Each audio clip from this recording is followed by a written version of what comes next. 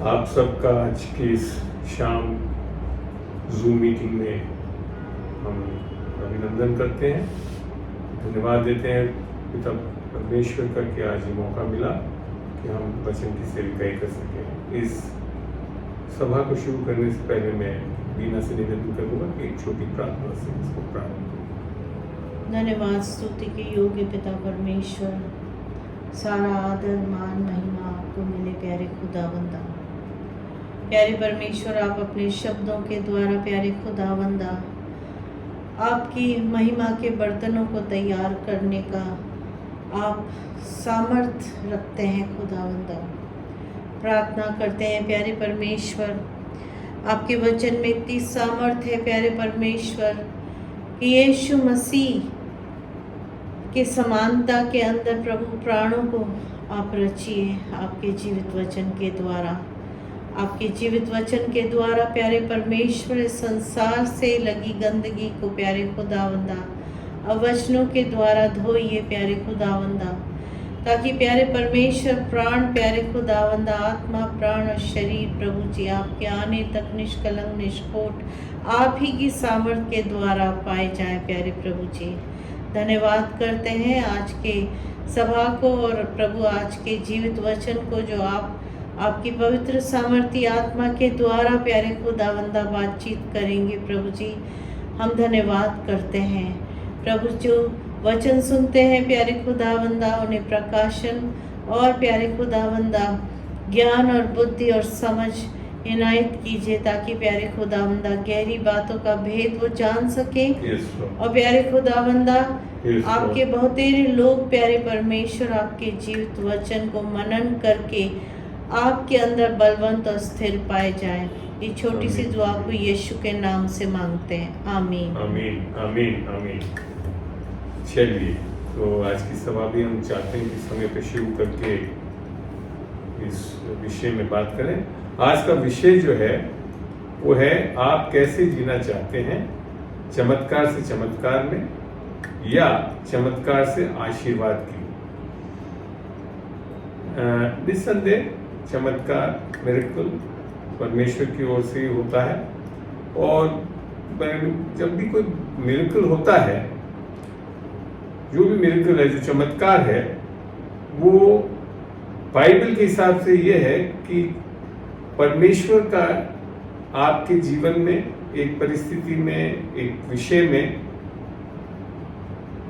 दखल देना, और जब आप अर्थात मनुष्य कुछ नहीं कर सकता और सब कुछ अब परमेश्वर पे निर्भर करता है, जो उस मनुष्य को, उस व्यक्ति को एक ऐसी परिस्थिति में से अलौकिक तरीके से, अर्थात मनुष्य के बस की बात नहीं थी वहां, वो अलौकिक तरीके से परमेश्वर यहाँ तक कि प्राकृतिक नियमों को भी वो ठहराते हुए, रोकते हुए और उस व्यक्ति के लिए वो कार्य पूरा कर दे। इसका एक बहुत अच्छा उदाहरण मिलता है हमको जब हम बाइबल से देखते हैं पतरस का पानी पे चलना। मैं हिंदी की बाइबल खोल देता हूँ आपके लिए जी। ये मत्ती 14:28 से पढ़ रहा हूँ। पतरस ने उसको उत्तर दिया, हे प्रभु, यदि तू ही है तो मुझे अपने पास पानी पर चलकर आने की आज्ञा दे। पतरस ने बहुत अच्छा एक सवाल करा, सीधा प्रभु को ये पूछ दिया कि तू ही है, और प्रभु और कुछ नहीं बोल सकता था क्योंकि वो स्वयं प्रभु वहां था। और फिर अगला क्या बोला उसने, तू मुझे अपने पास पानी पर चलकर आने की आज्ञा दे। ऐसी चीज मांग ली जो मना नहीं कर सकता था। तो उसने कहा, परमेश्वर ने कहा आ, और कुछ नहीं कहा, एक ही शब्द कहा आ। तब पतरस नाव पर से उतरकर यीशु के पास जाने को पानी पर चलने लगा। ये एक बहुत बड़ा चमत्कार ही था कि पतरस, स्वाभाविक तौर पे कोई मनुष्य पानी पे ऐसे चल के नहीं जा सकता था, परंतु पतरस ऐसा ही हुआ कि वो पानी पे चलकर गया। तो ये एक तरह से चमत्कार था। हम लोग अक्सर चाहते हैं हम चमत्कारी जीवन जिए, अर्थात हमारे साथ रोजाना चमत्कार होते रहे। परंतु यहाँ मैं आपको एक स्थिति बताता हूं कि चमत्कार होने के लिए आपको एक ऐसी दशा में आना पड़ेगा जो कि बहुत कठिन हो जाए, जहां आप कुछ न कर सकें। तो ये एक बहुत अच्छा जीवन नहीं है चमत्कार से चमत्कार में जीना, क्योंकि हर चमत्कार के पहले आपकी ऐसी दुर्दशा वाली हालत हो जाएगी कि और कोई नहीं, कोई व्यक्ति, कोई विशेष नहीं, परंतु स्वयं परमेश्वर आपके जीवन में दखल दे और तब जाकर आप उस परिस्थिति में से निकल सके। तो मैं ये बताना चाहता हूं कि बाइबल में आप चाहे पुराना नियम और नया नियम दोनों में आप चमत्कार के बारे में देखेंगे और बहुत से इंसिडेंसेस हैं, एक नहीं बहुत से हैं। एक और जगह जब बाइबल में देखते हैं तो बड़ी अजीब स्थिति लिखी है वहां पे, मती में ही है वो भी, मती 11 का मैं 20 खोल रहा हूं, मती 11 का 20। यहां क्या लिखा है? तब वह उन नगरों को उल्हाना देने लगा जिनमें उसने बहुत सारे सामर्थ्य के काम किए थे, अर्थात मिरेकल्स करे थे, चमत्कार किए थे, क्योंकि उन्होंने अपना मन नहीं फिराया था। चमत्कार में जीते जीते लोगों के अंदर एक बहुत बड़ी प्रॉब्लम आ जाती है, फिर वो मन नहीं फिराता। ये सब चीजें देखने की वचन में से बता रहा हूं मैं आपको। जैसे ही आप चमत्कारी जीवन में जिएंगे आपका मन कठोर हो सकता है और फिर आप मन नहीं फिराएं और फिर परमेश्वर की चीजों को समझ भी नहीं पाए। देखते हैं इसको भी मरकुस 6 का 48 से पढ़ूंगा, 6 का।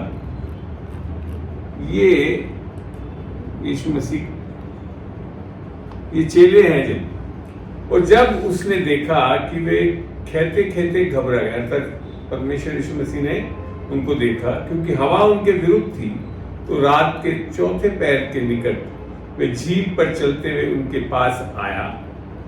ये भी एक बहुत बड़ा चमत्कार था कि यीशु मसीह पानी की झील पे चलता हुआ आया और उनसे आगे निकल जाना चाहता था। देखिए, रुकना नहीं चाहता था, वो निकल जाना चाहता, परंतु उन्होंने उसे झील पर चलते देखकर समझा कि भूत है और चिल्ला उठे। वो ये नहीं समझे कि यीशु मसीह है, वो बल्कि ये सोचे ये तो कोई भूत है और चिल्ला उठे, क्योंकि सब उसे देखकर घबरा गए थे। उस एक तरह से चमत्कार था कि यीशु मसीह पानी पे चल के आ रहा था, पर उसने तुरंत उनसे बातें की और कहा, धैर्य रखो, मैं हूं, डरो मत। नहीं डरना हमारे हाथ में। परमेश्वर ने उन लोगों को बोला डरो मत, ठीक है। तब वह उनके पास नाव पर आया और हवा थम गई। वे बहुत ही आश्चर्य करने लगे। जैसे ही यीशु मसीह नाव में आया तो हवा थम गई और इस चीज पे वो आश्चर्य करने लगे। अब आगे क्या लिखा गया 6:52 में? क्योंकि वे उन रोटियों के विषय में ना समझे थे, परंतु उनके मन कठोर हो गए थे। खाना खिलाना एक चमत्कारी काम था, पर वो नहीं समझे उसको, और यहाँ लिखा था उनके मन कठोर हो गए थे। तो अभी जब हमने ऊपर पढ़ा ना कि बहुत ज्यादा चमत्कार में जीते जीते मन नहीं फिराते, अर्थात क्यों नहीं फिराते? मन कठोर हो सकते हैं आप। इन चेलों के मन कठोर हो गए थे। तो ये मैं बताना चाहता हूं वचनों से कि कई बार आप चमत्कार देख के मन नहीं फिराएंगे और मन कठोर कर सकते हैं। और होता है, मैंने देखा है, अपने जीवन में देखा लोगों के जो बहुत ज्यादा चमत्कारों में जीते हैं, मन कठोर हो जाते हैं परमेश्वर की ओर। ये सत्य है, बाइबल बता रही है, मैं नहीं बता, बाइबल से बता रहा हूं। आगे एक चीज और जगह देखते हैं कि अचंबा करने लगते हैं चमत्कार देख देख के लोग, जबकि चमत्कार की जीवन एक स्वाभाविक जीवन होना चाहिए हम लोग का। चमत्कार देख के हमको अचंबा नहीं करना चाहिए कोई ज्यादा। मैं प्रेरितों का 3:11 पढ़ रहा हूँ। ये वो जगह है जहाँ पतरस और यूहन्ना ने एक लंगड़े को मंदिर के द्वार पे जो बचपन से लंगड़ा था उसको चंगा कर लिया था। प्रेरितों की 3:3 में लिखा हुआ है। और वो फिर जब उठ खड़ा हुआ, और उसके आगे 3:11 में लिखा है, जब वे पतरस और यूहन्ना को पकड़े हुए था तो सब लोग बहुत अचंभा करते हुए उसे में जाज सुलेमान का कहलाता है, और सारे में जो सुलेमान का कहलाता है उनके पास दौड़ आए। ये देखकर पतरस ने लोगों से कहा, हे इस्राएलियों, तुम इस मनुष्य पर क्यों अचंभा करते? बेसिकली वो एक मिरेकल था कि बचपन से लंगड़ा आदमी और वो चलने लगा था, अर्थात चमत्कार था वो। पतरस का क्या रिएक्शन है? वो कहता है इसमें अचंभा करने की क्या बात है, और अचंभा इसके लिए मत करो कि जैसे कोई हमारी ओर क्यों इस प्रकार देख रहे हो कि मानो हमने अपनी सामर्थ या भक्ति से इसे चलने फिरने योग्य बना दी। ये वही जो बात बोल रहा था ना मैंने, चमत्कार करना लोगों की बस की बात नहीं थी, परमेश्वर करता है। और पतरस और यूहन्ना ने भी क्यों कर पाए? क्योंकि उनके अंदर यीशु मसीह का विश्वास था, जो आगे जाकर वो बताते भी कि यीशु मसीह के विश्वास ने इसे चंगा कर दिया। तो चमत्कार निस्संदेह केवल और केवल परमेश्वर के इंटरवेंशन से, उनके द्वारा संभव होता है। मनुष्य नहीं करवा सकता था चमत्कार। हमें मगर हम जरिया बनते हैं परमेश्वर के लिए, क्योंकि हमारे अंदर परमेश्वर रहता है। यीशु मसीह, अगर हमने उद्धार पाया, नया जन्म पाया, तो यीशु की आत्मा हमारे अंदर है, और उसके द्वारा ये चमत्कार। आगे चल के इसको और मैं बड़ी अच्छी तरह और चीजों से भी समझाऊंगा। अब हम एक वो स्थिति देखते हैं जो बाइबल का सबसे बड़ा तो नहीं बोलूंगा, लंबा मिरेकल था। काफी समय तक ये चमत्कार होता रहा। देखते हैं जोशुआ में, यहोशू बोलते हैं ना हिंदी में, इंग्लिश के हिसाब से मैं निकाल रहा हूँ। यहोशू में चलिए आप लोग।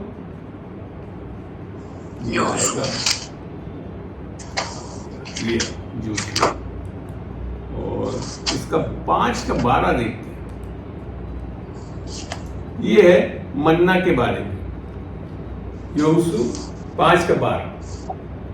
और जिस दिन ये इजरायली लोग कनान देश में घुसने वाले हैं, घुस गए हैं, और जिस दिन वे उस देश की उपज में से खाने लगे, वो क्या था?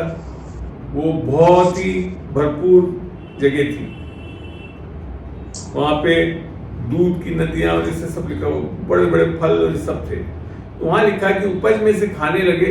उसी दिन सवेरे को मन्ना बंद हो गया। मन्ना एक चमत्कारी काम था, परमेश्वर द्वारा उपलब्ध कराया जाता था।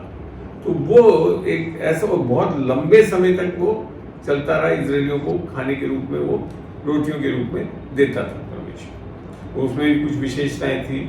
बाकी दिन तो इकट्ठा करते थे, एक दिन से ज्यादा रखते वो सड़ जाता था। तो यहाँ लिखा है, और इजरायलियों को आगे फिर कभी मन्ना ना मिला। देखिए, मिरेकल को बंद करवा दिया परमेश्वर ने, जैसे ही वो एक आशीषित जगह में पहुंच गए। कनान देश एक आशीष का देश था, तो वहां पे जैसे ही वो आए तो क्या हो गया? चमत्कार बंद हो गए। तो यही जो मैं आज विषय समझाना चाहता हूं कि चमत्कार में नहीं रखना चाहता परमेश्वर हमको, अर्थात चमत्कार से चमत्कार में, परंतु हमको चमत्कार से आशीष में लेकर जाना चाहता है। ये समझना बहुत जरूरी है, और क्यों है वो भी आगे मैं बताऊंगा। तो आगे लिखा है, और इजरायलियों को आगे फिर कभी मन्ना न मिला, परंतु उस वर्ष उन्होंने कनान देश की उपज में से खाया। वो एक आशीषित जगह थी। तो यहां समझ में आ रहा है हमको कि हमें मिरेकल्स में, चमत्कारी जीवन में नहीं रहना है हमेशा। हमारे को बेहतर जीवन क्या है? आशीषित जीवन है, उसको लेना बहुत जरूरी है। यहां तक इस रोटी के बारे, इस मन्ना के बारे में यूहन्ना खोलते हैं हम, यूहन्ना का 6 खोल के देखते हैं। वहां पे भी हमको इसमें और प्रकाशन मिलेगा हमको। यूहन्ना का 6, और हम पढ़ेंगे इसमें 31 से। आराम से खोल सकते हैं आप, बैठिए मेरे साथ, सुनिए। यहां लिख रखा है, हमारे पूर्वजों ने जंगल में मन्ना खाया, जैसा लिखा है उसने उन्हें खाने के लिए स्वर्ग से रोटी दी। ये देखिए, रोटी यहाँ की नहीं थी, पृथ्वी की नहीं थी, स्वर्ग से रोटी मिलती थी उन्हें। यीशु ने उनसे कहा, मैं तुमसे सच सच कहता हूं कि मूसा ने तुम्हें वह रोटी स्वर्ग से न दी, परंतु मेरे पिता तुम्हें सच्ची रोटी स्वर्ग से देता है। अब यीशु मसीह को एक दूसरी रोटी के बता रहा है, जो कि आशीषित रोटी है, क्योंकि परमेश्वर की रोटी वही है जो स्वर्ग से उतरकर जगत को जीवन देती है। अर्थात स्वयं यीशु मसीह के बारे में बता रहा हूं, अपने आप के बारे में। तब उन्होंने उससे कहा, हे स्वामी, ये रोटी हमें सर्वदा दिया कर। यीशु ने उनसे कहा, जीवन की रोटी मैं हूं, जो मेरे पास आएगा वह कभी भूखा ना होगा, और जो मुझ पर विश्वास करेगा वह कभी प्यासा ना होगा। तो आशीषित रोटी कौन है? मन्ना नहीं है, वो तो एक चमत्कारी रोटी है जो दी गई थी। आशीषित रोटी कौन था? स्वयं यीशु मसीह, जो जीवन की रोटी बनके हमारे लिए आया। तो आशीषित जीवन किससे हो रहा है? जीवन की रोटी यीशु मसीह के द्वारा होगा। आगे चल के और देखेंगे हम इसको। इसमें 6:58 में पढ़ के देखते हैं, यहाँ क्या लिखा है? 6:58, जो रोटी स्वर्ग से उतरी यही है, पूर्वजों के समान नहीं कि खाया और मर गए। जो मन्ना खाने वाले लोग तो मर गए। जो कोई ये रोटी खाएगा वो सर्वदा जीवित रहेगा। ये है आशीषित जीवन। हमें सर्वदा जीवित, जो यीशु मसीह को ग्रहण करता है, जो इस जीवन की रोटी को लेता है, तो वो क्या होगा?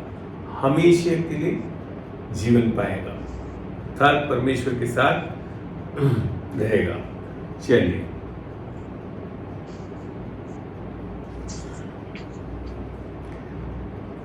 अब देखते हैं कि सबसे बड़ा चमत्कार क्या है बाइबल के हिसाब से। पढ़ते हैं, लूका खोलते हैं उसको। लूका 10:20 खोल के पढ़ के देखते हैं। चलिए,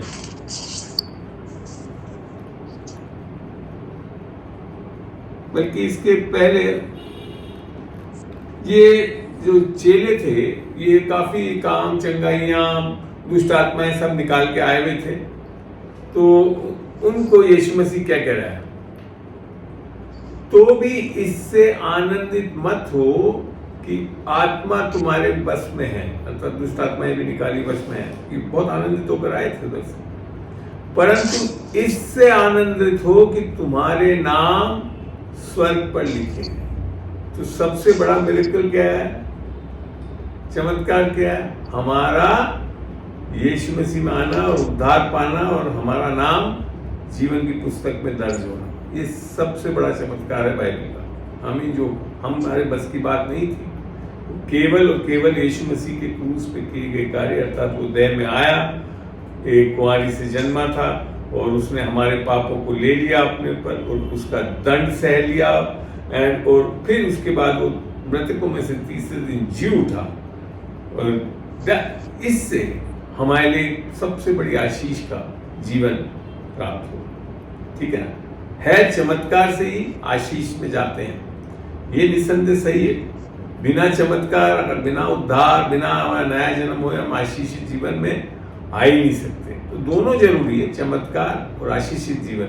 मगर रहने के लिए हम चमत्कार में ही जीते रहेंगे तो मैंने आपको प्रॉब्लम्स बताई थी, वो फेस कर सकते हैं, उन कठिनाइयों को हम में रह सकते हैं।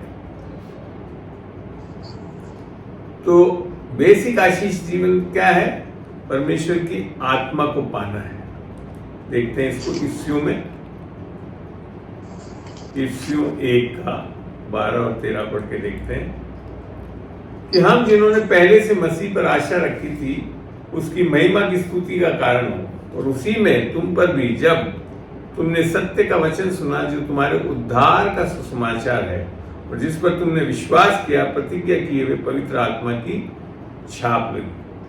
तो अभी आगे चल के हम देखेंगे कि ये आशीष जो है, ये हमारे कोई अच्छे कामों के करने से नहीं मिलती, जो अक्सर लोग बात सोचते धर्म में चलने वाले। हमारे कोई बहुत अच्छे काम करने से नहीं मिलती, ये केवल और केवल यीशु मसीह के क्रूस पे किए गए कार्य के कारण हमको मिलती है। आमीन। पढ़ के इसको समझने के लिए चलते हैं हम गलतियों 3 में। गलतियों 3 और हम 14 खोल के पढ़ेंगे।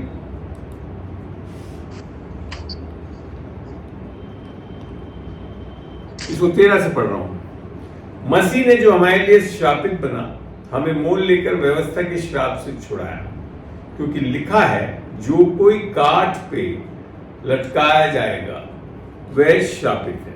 फिर क्या लिखा है?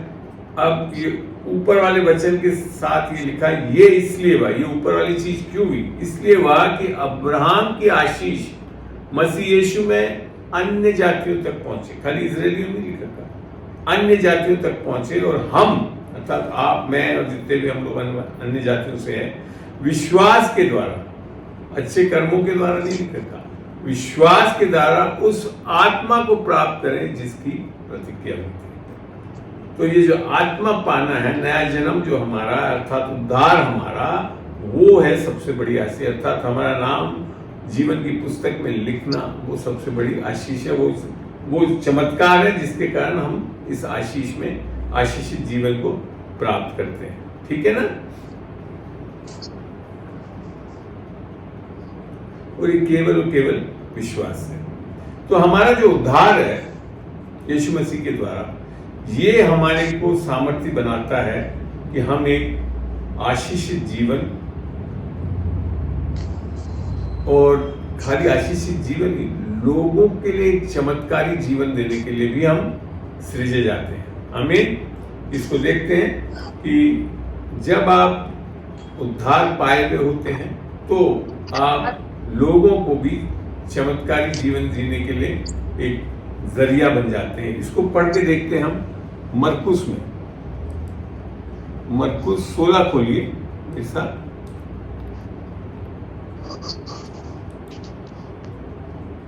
पंद्रह से मैं पढ़ूंगा इसमें। यीशु मसीह कह रहे हैं, और उसने उनसे कहा, तुम सारे जगत में जाकर सारी सृष्टि के लोगों को सुसमाचार प्रचार। सुसमाचार से ही हमारा उद्धार तथा सबसे बड़ा चमत्कार जो होता है वो सुसमाचार से।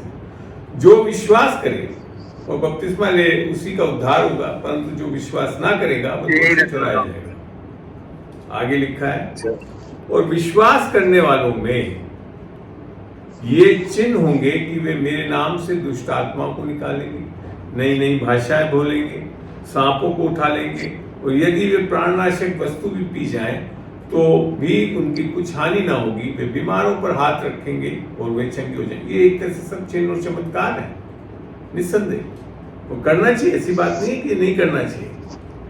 तब प्रभु यीशु उनसे बातें करने के बाद स्वर्ग पर उठा लिया गया और परमेश्वर की दाहिनी ओर बैठ गया।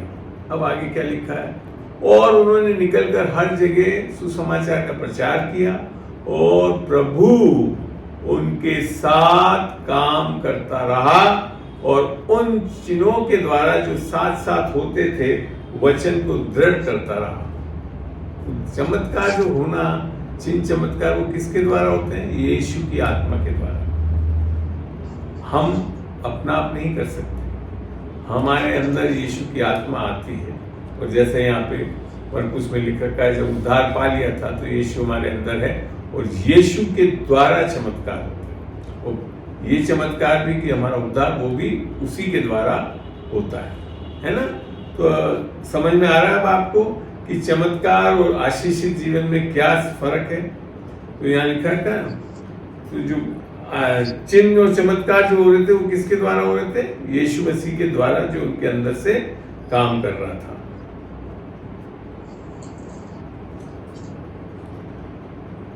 चमत्कार का कारण जैसे हम जान चुके हैं कि यीशु मसीह ही हमारे, क्योंकि यीशु मसीह के कारण हम एक आशीषित जीवन पाते हैं। वो कैसे पाते हैं, क्या क्या चीजें पाते हैं यीशु मसीह के द्वारा, ये भी हमारे को समझना बहुत जरूरी है। पहला कुरिन्थियों में चलता हूं मैं, पहला कुरिन्थियों 1 और उसका 30 पढ़ते हैं हम।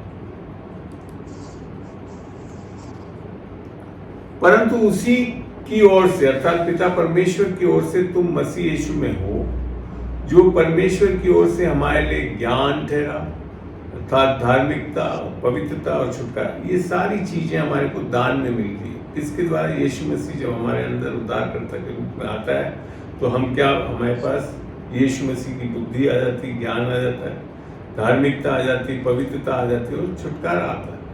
तो ये है एक आशीषित जीवन का स्रोत। यीशु मसीह स्वयं है वो स्रोत। जब हम यीशु मसीह की समझ बुद्धि से चलते हैं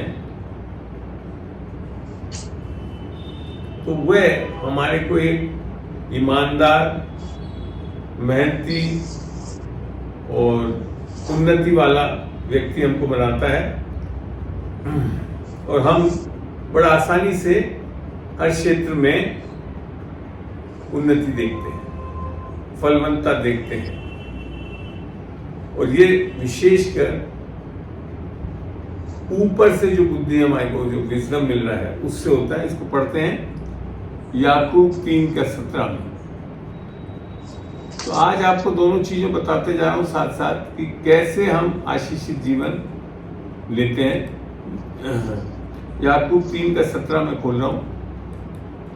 यहां लिखा है, पर जो ज्ञान ऊपर से आता है, इस संसार का ज्ञान नहीं है जो हम लोग के पास, बहुत लोगों के पास संसार का ज्ञान, मेरे पास बहुत था संसार का ज्ञान, बहुत अच्छा अधिकारी सब था संसार के हिसाब से। मगर जब यीशु मसीह को पाया तो क्या लिखा है, जो ज्ञान ऊपर से आता है वह पहले तो पवित्र होता है, फिर मिलनसार, कोमल और मृद भाव और दया और अच्छे फलों से लदा हुआ और पक्षपात और कपट रहित होता है। तो आशीषित जीवन का स्रोत कौन है? परमेश्वर का ज्ञान, स्वयं यीशु मसीह जो हमारे अंदर आकर रहता है और हमारे को देता है, भरपूरी से देता है। थोड़ा मांगो तो उससे भी बढ़कर देता है, जैसे अय्यूब में, याकूब में लिखा। तो यहाँ पे हम देखते हैं कि जब हम इस परमेश्वर की बुद्धि समझ अर्थात यीशु मसीह को लेते हैं तब हम एक आशीषित जीवन शुरू करते हैं और साथ ही साथ लोगों के लिए भी आशीष का कारण बन जाते हैं और यहाँ तक लोगों के बीच में चमत्कार भी लाने वाले हो जाते हैं। और लाने वाला कौन है? परमेश्वर यीशु मसीह। जब हम यीशु मसीह को अपने अंदर पाते हैं तो एक बहुत बड़ी चीज होती है जिसको पहला कोरिन्थियों में बताया गया है, दूसरा कोरिन्थियों 5:14 पढ़ रहा हूं। दूसरा कोरिन्थियों 5, हम अब निस्वार्थ जीवन जीने वाले हो जाते हैं। यहां देखते हैं, क्योंकि मसीह का प्रेम हमें विवश कर देता है, छोड़ता नहीं, विवश कर देता। आप सही में मसीह को पाए हुए हैं अंदर तो आप विवश हो जाएंगे। मैंने अपने जीवन में विवशता बहुत बार देख चुका हूँ और देखता रहता हूँ। मैं कई बार सोचता हूँ अरे नहीं करूँगा, मगर परमेश्वर का प्रेम, यीशु मसीह का प्रेम हमें विवश कर देता है। इसलिए कि हम ये समझते हैं कि जब एक सबके लिए मरा तो सब मर गए, और वह इस नियमित सबके लिए मरा कि जो जीवित हैं, हम और आप जो आज जीवित हैं, वे आगे को अपने लिए ना जिए। किसके लिए? अपने। देखो आप जनरली लोग, इंसान इस संसार में किसके लिए जी रहे हैं? अपने परिवार के लिए, अपनी पढ़ाई के लिए, अपने बेटे बेटियों के लिए, अपनी इन्हीं चीजों के लिए जीते रहते हैं। और यहाँ लिखा था अपने लिए ना जिए परंतु उसके लिए जो उनके लिए मरा और फिर से जी उठा। उसके लिए क्या है कि हम उसे, क्योंकि वो हम उसके लिए एक पात्र बनते हैं, उसकी आत्मा को पाते हैं हमारे अंदर। और अब यीशु मसीह हमारे अंदर से जीना चाहता है इस संसार में, क्योंकि इस संसार पे कोई भी आत्मा बिना शरीर के काम नहीं कर सकती। इसके लिए यीशु मसीह को भी जब काम करने आना पड़ा तो शरीर में आना पड़ा। ये एक नियम है जो कि उत्पत्ति में जब परमेश्वर ने आशीष दी थी तो वो एक व्यक्ति को दी थी, अर्थात जो शरीर में था, मनुष्य को, आदम को दिया था, फूलो फलो बढ़ जाओ। तो वो आशीष जो है, वो जो भी कार्य इस संसार में होना है वो आत्मा सीधा नहीं कर सकती, आत्मा को एक शरीर में आकर ही करना पड़ता है। आमीन। यहाँ तक कि शैतान भी बिना शरीर के कुछ नहीं कर सकता। आमीन। चलिए, अच्छा लगा ये ऐसे सत्य को जान के। जब हम यीशु मसीह को अपने अंदर पाते हैं तो बड़े आसानी से परमेश्वर के लिए और लोगों के लिए जीने वाले हो सकते हैं। एक बार वो खोलते हैं, पहला यूहन्ना 3:16 पढ़ते हैं। देखते हैं पहला यूहन्ना 3:16। आपने सबने यूहन्ना 3:16 तो जानते हैं आप। परमेश्वर ने जगत से ऐसा प्रेम किया कि उसने अपना इकलौता बेटा दे दिया कि जो कोई उस पर विश्वास करे वो नाश ना हो परंतु अनंत जीवन पाए। वो सुसमाचार जो है वो मनुष्य को परमेश्वर से जोड़ता है, ठीक है ना। मनुष्य को परमेश्वर से जोड़ता है। मगर ये जुड़ाव के बाद पहला यूहन्ना 3:16 लोगों के जीवन में होना बहुत जरूरी है। ये जुड़ाव खाली आपके फायदे के लिए नहीं दिया है, सबके फायदे के लिए दिया है। जैसा यहाँ लिखा है, मैं बोलता हूँ कि सुसमाचार इन दोनों आयतों से पूरा होता है। उससे हमारा परमेश्वर से जुड़ा हो रहा है यूहन्ना 3:16 से। पहला यूहन्ना 3:16 क्या बताता है? हमने प्रेम इसी से जाना कि उसने हमारे लिए अपने प्राण दे दिए और हमें भी भाइयों के लिए प्राण देना चाहिए। आई बात, अब हम अपने लिए नहीं जीने वाले होते, हम सब के लिए, भाइयों के लिए, विश्वासियों के लिए जीने वाला होते। यही तो मरकुस में जो ग्रेट कमीशन है वो यही तो है कि हम लोगों के लिए जीने वाले हो। अभी हमने पढ़ा 2 कुरिन्थियों 5:14 में, वो क्या है? परमेश्वर का यीशु मसीह का प्रेम हमारे को विवश करता है कि हम अपने लिए नहीं जिए परंतु उसके लिए जिए। अब यहाँ बता रहा है कि हम अपने लोगों के लिए, भाइयों के लिए प्राण देने वाले, ये जीवन चाहता है परमेश्वर।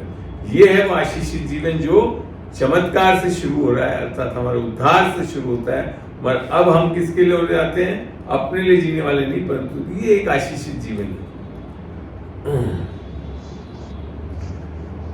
जब मैं अक्सर शुरुआत, जब मैंने उद्धार पाया तो हम काफी गाने भी सुनते हैं, प्रार्थनाएं ऊपर जाती है, आशीष नीचे आती है, सब अच्छी बात है, बहुत अच्छी बात है। विश्वासियों के बीच में ये गाना बहुत अच्छा है, समझ सकें कि हम जब परमेश्वर से प्रार्थना करते, मांगते हैं उद्धार, तो वो हमें आशीषित उद्धार देता है, चमत्कार करता है और आशीषित कर देता है।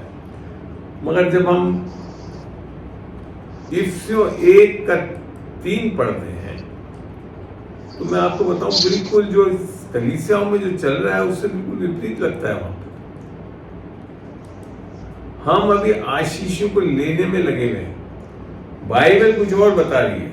यहाँ पे हमारे परमेश्वर और प्रभु यीशु मसीह के पिता का धन्यवाद हो कि उसने हमें मसीह में, अगर हम उद्धार पा चुके हैं, वो है मसीह में, स्वर्गीय स्थानों में सब प्रकार, एक दो नहीं, सब प्रकार की आत्मिक आशीष दी है, देगा भी नहीं लिख रखा। हमको अभी आशीष लेने की जरूरत नहीं, हम आशीषित हो चुके हैं संपूर्ण रीति से, स्वर्गीय आशीषों से।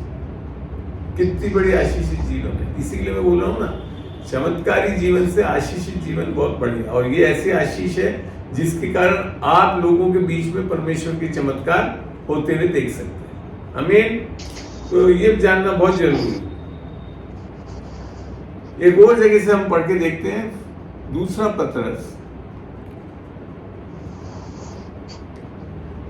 पतरस का 1 और उसका हम पढ़ेंगे 3।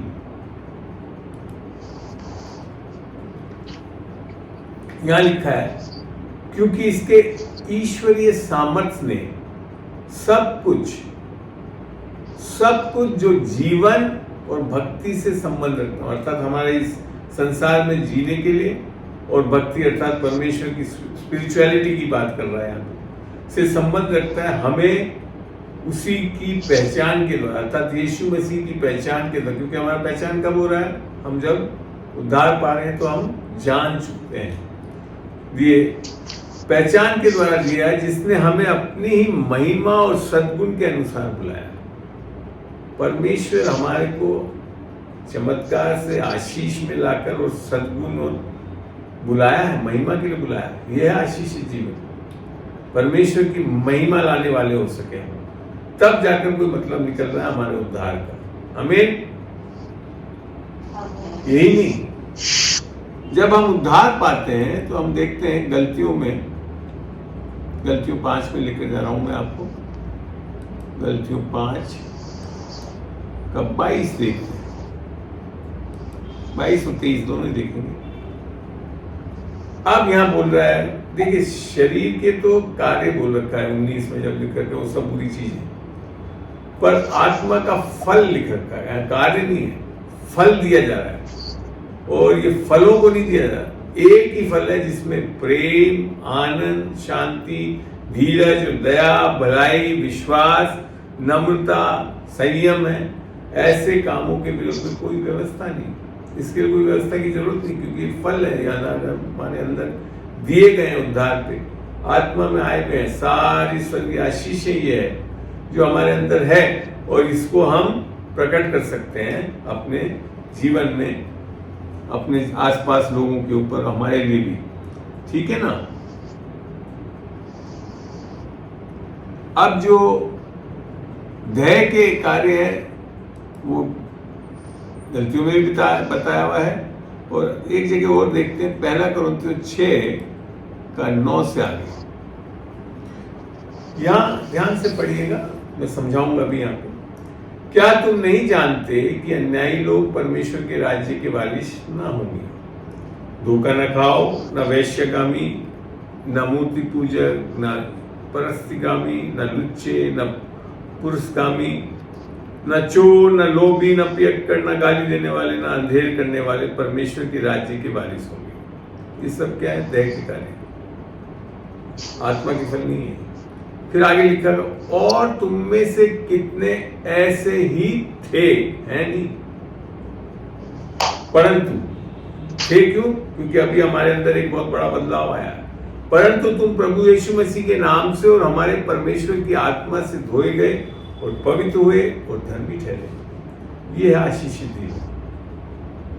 चमत्कार के कारण एक आशीषित जीवन मिल रहा है हमको। क्या? हम पवित्र और धर्मी ठहराए दिए गए हैं, और अब हम आत्मा, नया जन्म हो गया हमारी आत्मा में। तो अब हम बुराइयों से बड़े आराम से बच सकते हैं।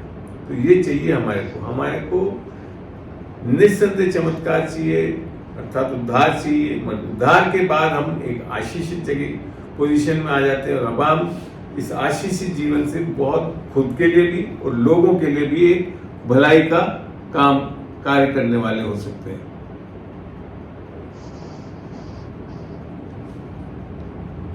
तो जो चमत्कार से क्या हो रहा है, एक और जगह से भी देखते हैं। हम चलते हैं तीतुस में, तीतुस 2 का हम पढ़ेंगे 11 से। क्योंकि परमेश्वर का अनुग्रह प्रकट है, अर्थात यीशु मसीह प्रकट है, जो सब मनुष्य में उद्धार लाने में सक्षम है और हमें चिताता है। अब आपका उद्धार होती क्या है? यीशु की आत्मा, पवित्र आत्मा हमारे अंदर हृदय में आ जाती है, और वहां क्या करती है? वो चिताती है कि हम अभक्ति और सांसारिक अभिलाषाओं से मन फेर कर इस युग में, आने वाले युग में नहीं लिख रखा है, इस बुरे युग में संयम और धार्मिकता से और भक्ति से जीवन बिताएं। ये है आशीषित जीवन। चमत्कार के बाद हम किस में आ जाते हैं? आशीषित जीवन में आ जाते हैं। ये सब आशीष का स्रोत है हमारे लिए। तो हम क्या कर सकते हैं? अब बड़े आराम से इस संसार में, बुरे संसार में, भक्ति से और संयम से और धार्मिकता से जीने वाले हो सकते हैं। और फिर आगे 2:13 में लिखा, और उस धन्य आशा की, अर्थात अपने महान परमेश्वर और उद्धारकर्ता यीशु मसीह की महिमा के प्रकट होने की प्रतीक्षा करते रहे, जिसने, ये क्यों हो रहा है? जिसने अपने आप को हमारे लिए ले दिया, सुसमाचार, कि हमें हर प्रकार के अधर्म से छुड़ा ले। चमत्कार चाहिए उसके लिए, अर्थात हमारा उद्धार, और शुद्ध करके अपने लिए एक ऐसी जाति बना ले जो, ये आशीषित जीवन, जो भले भले कामों में सरगर्म हो जाए। तो ये है पर्पस हमारा, जो हमारे चमत्कार से आशीषित जीवन क्या है? कि हम भले भले कामों के लिए सृजे गए हैं। इसको जब भी आप अनुग्रह को पढ़ोगे बाइबल में, तो अनुग्रह, हमारा उद्धार, चमत्कार उद्धार ही उद्धार है, और उद्धार केवल और केवल अनुग्रह और विश्वास से होता है। परंतु जब हमारा उद्धार हो जाता है, तो हमारे अंदर एक ऐसा स्रोत बन जाता है, एक ऐसी आशीष बन जाती है कि हम भले भले कामों को उत्पन्न करने वाले बन जाते हैं। तो अगर कोई कहता है मेरा उद्धार हो गया और फिर भी पाप में धंसा हुआ है, सारे बुरे कामों में अटका हुआ है, तो फिर सोचने वाली बात है कि क्या उद्धार हुआ है? क्या समझ में आया उसको कि वास्तव में उद्धार हुआ या नहीं हुआ? आशीष के बारे में जब बाइबल में से एक जगह से पढ़ते हैं हम उसको, नीति वचन में से, चलिए नीति वचन में चलते हैं। प्रोवर्ब्स में नीति वचन का 10 और उसका 22वां आयत पढ़ के देखते हैं क्या लिखा है वहां। यहां लिखा है धन, लोग बाग धन को आशीष मान रहे हैं, है ना? कई यहाँ बड़ा अजीब चीज से लिखा है, धन यहोवा की आशीष से, धन आशीष नहीं है, धन यहोवा की आशीष ही से मिलता है। माने एक और कोई चीज है आशीष जो कि परमेश्वर की ओर से है, जिससे हमको धन मिलता है। और उसके साथ एक बहुत बड़ी चीज जुड़ी हुई है, और वह उसके साथ दुख नहीं मिलाता है। संसार में आप देख सकते हैं बहुत धनवान लोग हैं और बड़े दुखी लोग हैं, वो आशीषित नहीं है, क्योंकि परमेश्वर की आशीष उनमें नहीं है। आमीन। मैंने सुना है कहानी जो कि फोर्ड के बारे में, जो सबसे बड़ा निर्माता था गाड़ियों का, उसका जीवन में बताता था कि वो सुबह बार्ले वाटर अर्थात जौ का पानी, दोपहर को जौ का पानी, रात को जौ का पानी पीता था। क्या ये सही में ऐसा लगता है कि आशीषित जीवन? और पैसे में करोड़ों का मालिक था वो। फोर्ड जो गाड़ी आप देखते हैं वो उसका निर्माता था, और बहुत पैसा उसके पास था, मगर तब भी जीवन कैसा था? आशीषित नहीं, दुखों से भरा हुआ था। तो आपको ये जानना बहुत जरूरी है कि बिना दुख के जो धन मिल रहा है वो केवल यहोवा की आशीष से मिलता है। आमीन। परमेश्वर से जब आशीषित हो तभी आपको वो मिलता है।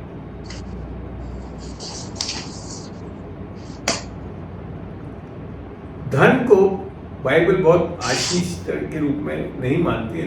इसको भी मैं आपको एक वचन से दिखाता हूँ, समझाता हूँ। आशीष में समझा रहा हूँ ना कि यहोवा की अर्थात स्वयं यहोवा की आत्मा को पाना ही सबसे बड़ी आशीष है। एक जगह से पढ़ के देखते हैं हम, लूका में। वहां परमेश्वर जब धन की बात आ रही तो कैसे यीशु मसीह इसको समझा रहा है ये देखते हैं, तो उससे काफी चीजें हमारे को स्पष्ट होगी।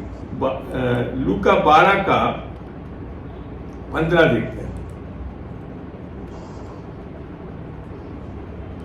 ये एक व्यक्ति यीशु मसीह के पास आया, उसने यहाँ 12-13 से पढ़ रहा हूँ। फिर भीड़ में से एक ने उससे कहा, हे गुरु, मेरे भाई से कहे कि पिता की संपत्ति मुझ में बांट दे, धन संपत्ति जमीन जायदाद सब बांट दे। तो यीशु ने उससे कहा, हे मनुष्य, किसने मुझे तुम्हारा न्यायी और बांटने वाला नियुक्त किया? आगे क्या बोलता है? और उसने उनसे कहा, सावधान रहो और हर प्रकार के लोभ से अपने आप को बचाए रखो, क्योंकि किसी का जीवन उसकी संपत्ति की बहुतायत से नहीं होता था। संपत्ति आना आशीष नहीं है, उसकी बहुतायत से होना नहीं है, उसके साथ दुख नहीं जुड़ना, उसमें लोभ नहीं। बाइबल में लिखा का जब आप पढ़ते हैं कि पैसा खराब नहीं है, धन खराब नहीं है, धन का लोभ सब बुराई का कारण है। तो यहां समझने वाली बात है कि आशीष जो है, तो धन इस कोई जरूरी नहीं कि आशीष है वो, उसके कारण आपके साथ बुराइयां भी हो सकती है। पर आशीष कब रहती है? जब परमेश्वर हमारे जीवन में, तब हम उस धन का उपयोग सही ढंग से करते हैं। अर्थात हम अपने आप के लिए नहीं, परंतु सबके लिए करने वाले हो जाएंगे, देने वाले हो जाते हैं। मगर वहां पे भी फिर एक सिद्धांत है, जब दोगे तो वापिस दिया जाएगा, भरा दबा, जैसे लिखा है ना मरकुस 6:32-36 में लिखा है। तो ये सब चीजें हमारे को समझना है जब हम आगे बढ़ते हैं। तो क्या है माने कारण कि कैसे धन आशीषित कब होता है? जब हम परमेश्वर की सामर्थ्य से पाते हैं। इसके लिए भी एक बार देखते हैं, व्यवस्था विवरण में चलते हैं। व्यवस्था विवरण के 8 और 17 और 18 पढ़ के बता रहा हूं मैं आपको। ये इजरायली लोग एक वो कनान देश में आ गए थे, और वहां कह रहा है, और कहीं ऐसा ना हो कि तू सोचने लगे कि ये संपत्ति मेरी ही सामर्थ्य और मेरी भुजबल से मुझे प्राप्त, मैंने अपने आप अपने बल से ले आए हम। परंतु वहां क्या लिखा है आगे 8:18, परंतु तू अपने परमेश्वर यहोवा को स्मरण रखना, क्योंकि वही है जो तुझे संपत्ति प्राप्त करने की सामर्थ्य इसलिए देता है कि जो वाचा उसने तेरे पूर्वजों से शपथ खाकर बांधी थी उसको पूरा करे, जैसा आज प्रकट। आमीन। तो यहां समझ में आता है परमेश्वर की नजर में धन आशीष नहीं है, आशीष के कारण धन आता है हमारे पास। तब वो एक आशीष का कारण बन सकता है। निस्संदेह धन होना एक आशीष का कारण बनता है। अगर हम अमीर नहीं होंगे तो लोगों गरीबों को कैसे हम आशीष दे सकेंगे? तो इसको समझना, इस पहलू को समझना बहुत जरूरी है। मगर पैसा ही हम खुद कमा कर अपने पास ही लगने लोभी हो जाएं तो भी कोई फायदा नहीं। तो धन आशीष के रूप में नहीं देखिए, परमेश्वर को आशीष के रूप में देखिए और परमेश्वर को पाए, तब जाकर हम परमेश्वर के लिए एक उपयोगी वैसल हो सकते हैं, पात्र हो सकते हैं उसके आशीषों को देने के लिए।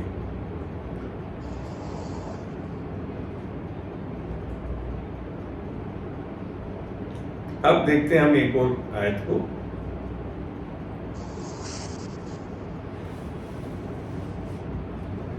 यहां देखते तिमोथी में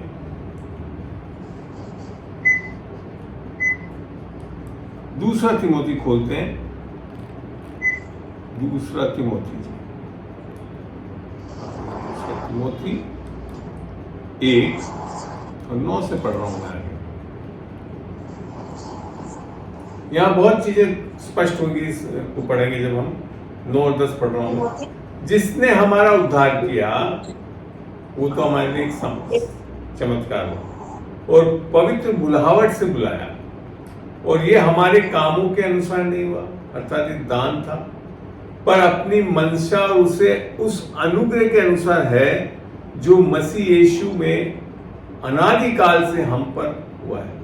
कब? अनादिकाल से परमेश्वर ने अनुग्रह करने के लिए सोच लिया था, हमारे कोई कर्मों के आधार पर नहीं हुआ है। 10 में लिखा था, और अब हमारे उद्धारकर्ता मसीह यीशु के प्रकट होने के द्वारा प्रकाशित हुआ है, प्रकाशन मिल रहा है हमको, जिसने मृत्यु को नाश किया और जीवन और अमरता को उस सुसमाचार के द्वारा प्रकाशमान करा। आमीन। तो हम अब समझते हैं कि हमारे को एक कैसा आशीषित जीवन मिला कि हम अब जीवित रहेंगे, अमरता में रहेंगे। वो किसके द्वारा हो रहा है?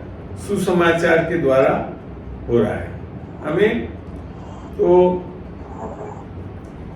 इसी में अब हम दूसरे पत्रस में चल के देखते हैं कि हम कैसे लोगों के लिए आशीष का कारण बन सकते हैं। दूसरा पत्रस 1 का मैं 2 से 4 तक पढ़ूंगा। परमेश्वर के ओर हमारे प्रभु यीशु की पहचान के द्वारा अनुग्रह और शांति तुम में बहुतायत से बढ़ती जाए।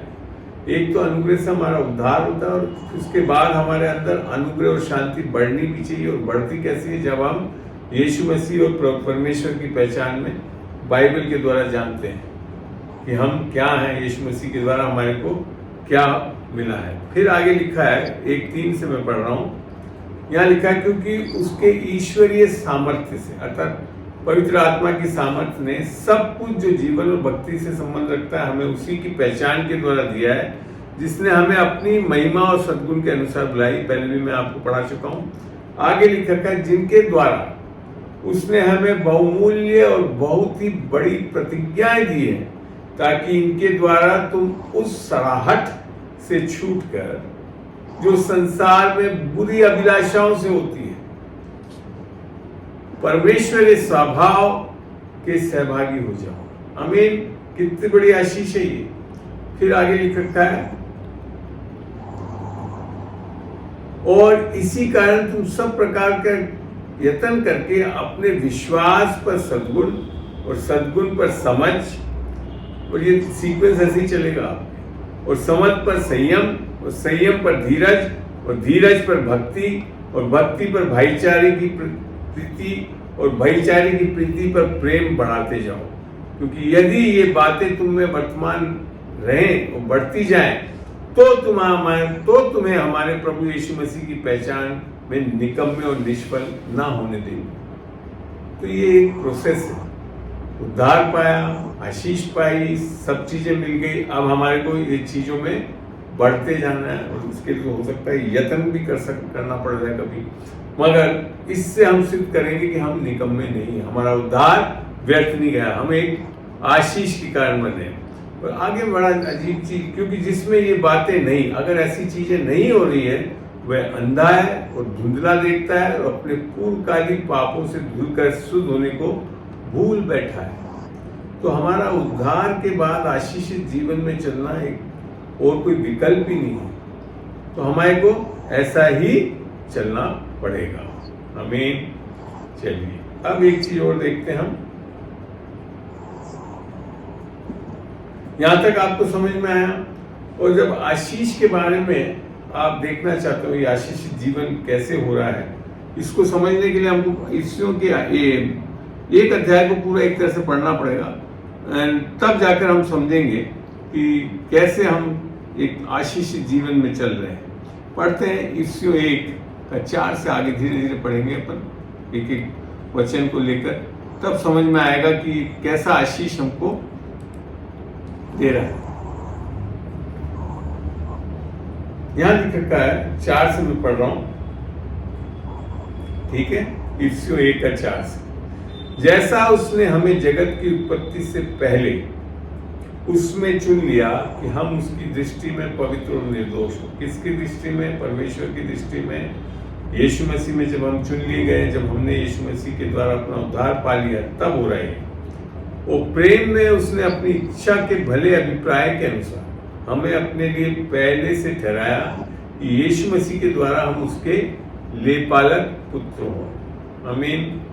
देखो, हम लोग खाली चेले और ये बनने में लगे हुए, वास्तव में परमेश्वर हमको लेपालक पुत्र बनाना। चेला बनना अच्छी बात है, सिद्धांतिक चीजें हैं, सीखने के लिए, चलने के लिए। सबसे उत्तम चीज क्या है? हम उसके लेपालक पुत्र बने। फिर लिखा है कि उसके उस अनुग्रह की महिमा की स्तुति हो जिसे उसने हमें अपने प्रिय पुत्र के द्वारा सेतमेत में दिया, अर्थात मुफ्त में दिया। हमको मसीह में उसके लहू के द्वारा छुटकारा, अर्थात अपराधों की क्षमा, परमेश्वर के उस अनुग्रह के धन के अनुसार मिला। किसके अनुग्रह के धन के अनुसार? लहू से अपराधों की क्षमा और छुटकारा मिल रहा है। छुटकारा शैतानी शक्तियों से, जिसे उसने सारे ज्ञान और समझ सहित हम पर बहुतायत से किया। फिर क्या लिखता है? उसने अपनी इच्छा का भेद अपने भले अभिप्राय के अनुसार हमें बताया, जिसे उसने अपने आप में ठान लिया था कि परमेश्वर की योजना के अनुसार समय की पूर्ति होने पर जो कुछ स्वर्ग में और जो कुछ पृथ्वी पर है, सब कुछ वह मसीह में एकत्रित करे। मसीह में हम भी उसी की मनसा से, जो अपनी इच्छा के मत के अनुसार सब कुछ करता है, पहले से ठहराया जाकर विरासत बने। विरासत समझते हैं? ये हमारे बल से सामर्थ्य नहीं है, ये क्योंकि हम उसके पुत्र कहला दिए गए हैं, इसके लिए विरासत आ रही है हमारे, कि हम जिन्होंने पहले से मसीह पर आशा रखी थी, उसकी महिमा की स्तुति का कारण। और फिर लिखा है कि सुसमाचार पर विश्वास किया और हमारे को पवित्र आत्मा की छाप मिली। ठीक है ना? इसी प्रकार से जब अब्राहम को भी चमत्कार नहीं, आशीष दिया परमेश्वर। आशीष बोलने से मिलती है, ये चीज समझ में आता है जब हम उत्पत्ति 1:28 को पढ़ के देखते हैं। उत्पत्ति आशीष देने का, प्राप्त करने का एक बहुत अच्छा तरीका है, बहुत आसान तरीका है, जो बिब्लिकल है, जो परमेश्वर ने स्वयं किया।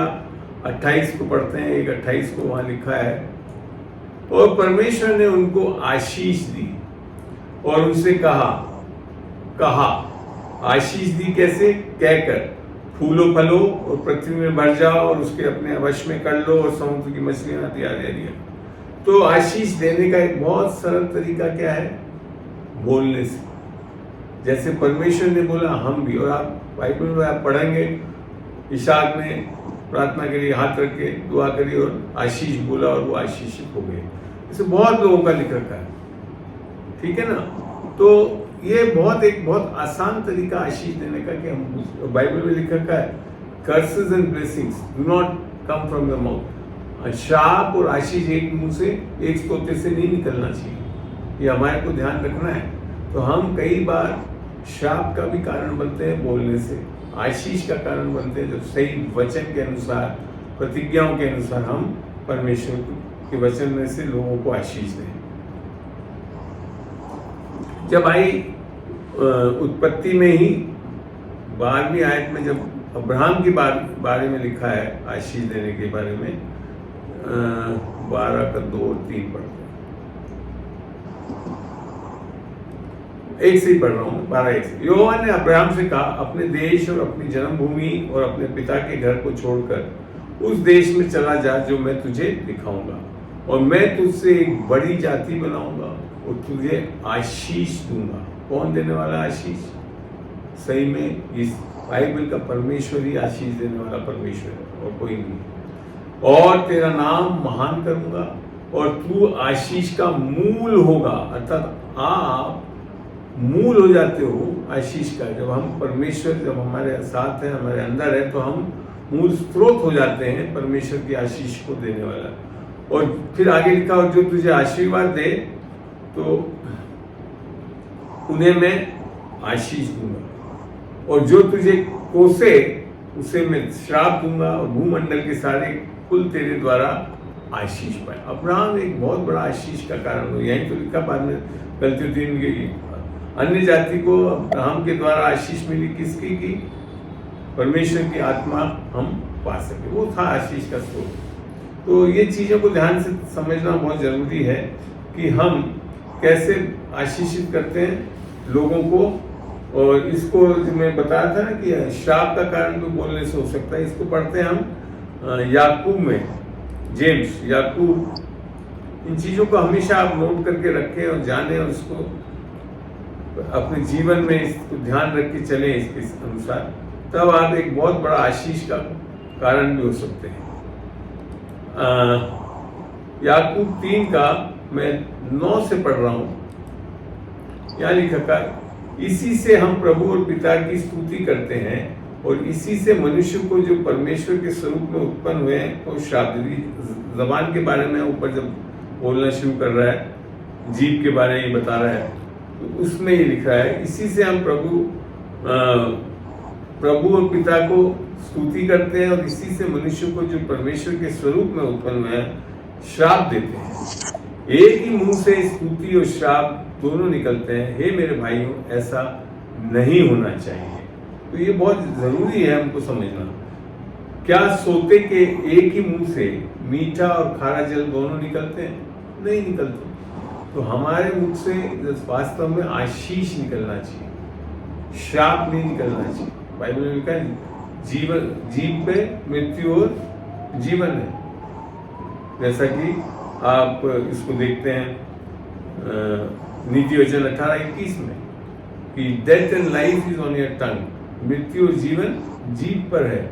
इसको इस्तेमाल करने का समझ आनी चाहिए हमें कि हम क्या बोल रहे हैं, आशीष बोल रहे हैं या मृत्यु बोल रहे हैं। तो आशीष का एक बहुत इंपॉर्टेंट तरीका है, बोलने से ये कार्यशील हो जाता है।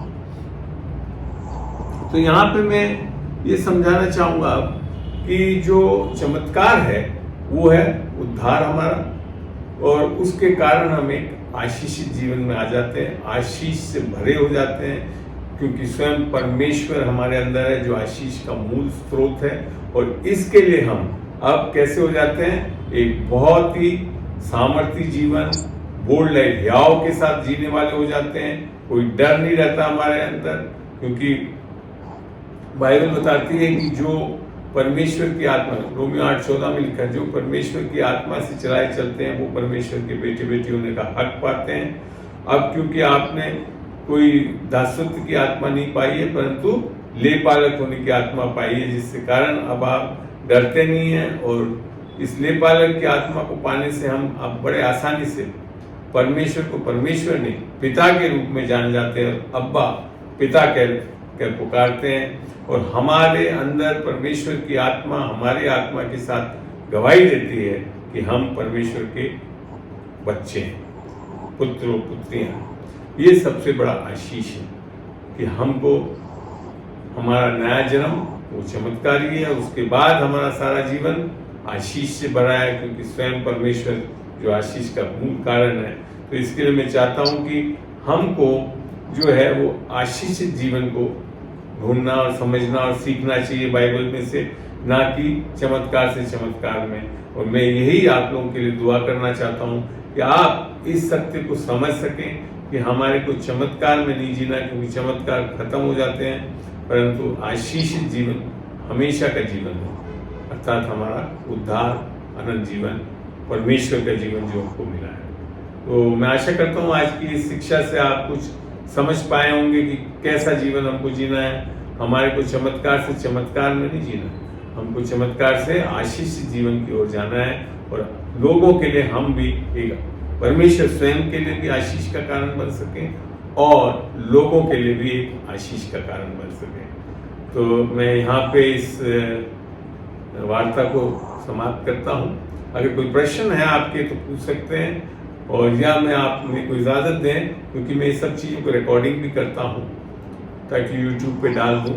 तो मैं इस सभा को एक छोटी सी प्रार्थना से विराम देकर उसके बाद आपके प्रश्नों के जवाब को देने के लिए मैं आमंत्रित करूँगा। प्रभु तेरा धन्यवाद देता हूँ खुदा, इस समय के लिए, इन सारी चीज़ों को आज तूने सुरक्षित रखा, सारे गैजेट्स को।